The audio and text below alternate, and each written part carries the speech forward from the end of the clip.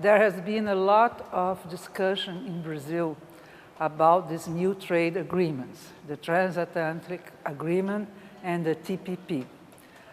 What Brazil, or the society of Brazil, think about this kind of agreement?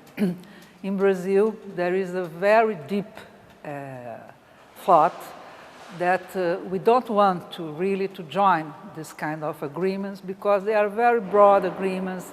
They deal with market access and rules that really impact about our domestic policy.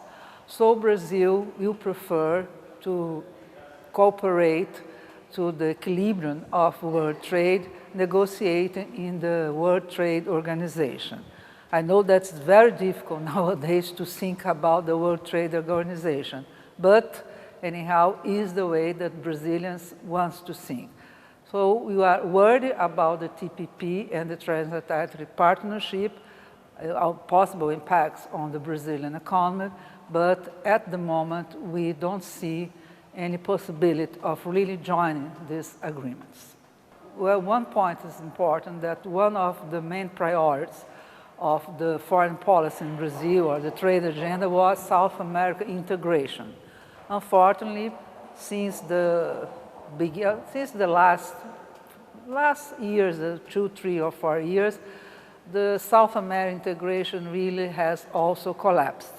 Peru, Colombia, and Chile have joined Mexico with the Pacific Alliance. Mercosur, that is the main priority of the Brazil trade agenda, is really very fragile at this moment.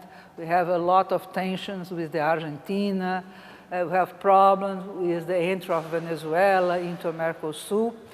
So there is a big challenge really for the foreign policy in Brazil, is what is our priorities in our trade agenda.